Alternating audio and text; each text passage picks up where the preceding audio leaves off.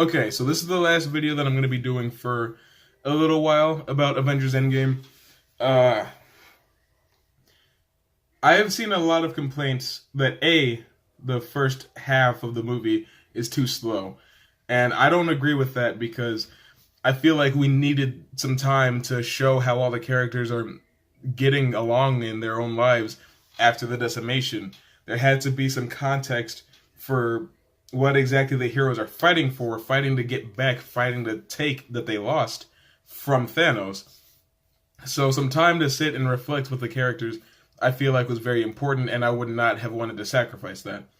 Um, the movie's not worse than Infinity War because it's not as action packed. That's very stupid, very silly, very narrow minded, and misguided. But I'm not gonna tell you that you're dumb if you think that the movie was slow or whatever, because yeah, it's slow. It's supposed to be, at least at the beginning, because you have to build up where the characters are 5 years later. It's how that works. You take some time, you slow down, and you bring everything back together. That's how you do that. I'm sorry, I don't know what you want me to say. But also, I've heard a lot of complaints about Thanos in the movie. Not so much that he got killed early on in the movie. And I feel like that's fine, a good ending for the character. It's not like he fought it. He was like, I've done my job, you can go ahead and kill me. I don't care. But more so that when he shows up again at the end, like the past version of Thanos, that he's less interesting and more generic as a character. And I have mixed feelings about that sentiment because we've already had the layered, complex, insightful version of Thanos. And that's a Thanos that we still have. He's at the beginning of the movie and then he dies. This Thanos isn't different than that Thanos when it comes to his ideals. He's still like, hey, balancing the universe is important. But now he has the knowledge that the characters can't handle the world that they live in now, because our Thanos from Infinity War did not live long enough to see this come about. You know what I mean?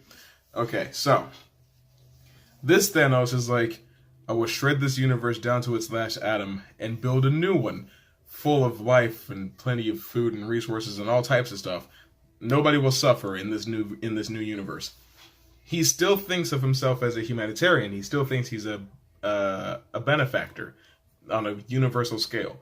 That about Thanos is still perfectly intact.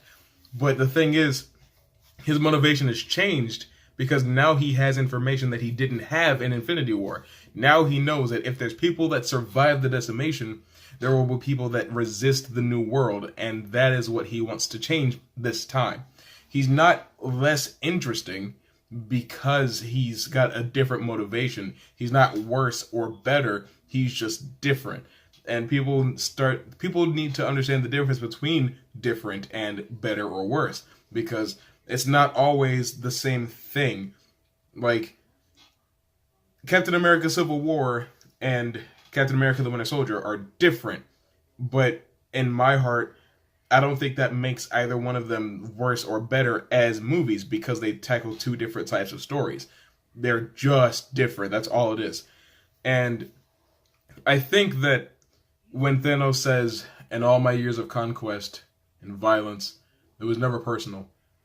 But I'll tell you this, what I'm about to do to your annoying little planet, I'm going to enjoy it very much. The reason that he says that is because it was the people of Earth that showed him that his dream is a lie. It was the people on that annoying little planet that showed him that wiping out half the universe isn't going to work, because there will be resistance, there will be a pushback as long as there are Avengers. So it's like, okay, I need to wipe the Avengers out. And I'm probably going to have some fun while doing it, because my dream, my goal needs to be accomplished by any means necessary. And again, that doesn't make Thanos weaker or less interesting or less complex as a character. The fact of the matter is, Thanos isn't the main character of the story this time. This movie isn't about Thanos collecting the Infinity Stones. This movie is about the Avengers collecting the Infinity Stones. So they get the spotlight. They get their time in the sun this time. That's why Thanos is in the background of the posters, is because this time he is the villain. He's not the hero of the story anymore. He's already been there. We've already covered that part of Thanos' story. So I feel like pushing the story forward with Thanos was only possible if he had taken a back seat. He could not have stayed the main character of the story and been evolved very thoroughly, especially because he didn't have the Infinity Stones anymore, and he had no use for them, and he was dying because of using the stones twice. So, hopefully, if any of you guys out there were complaining about the way that Thanos was portrayed in this movie, this can put you at ease somewhat with a little bit of an explanation about how Thanos operates in this movie versus the last movie. And I get it, Avengers Endgame fatigue. This is it, I promise, for at least a while. So I'll see you later.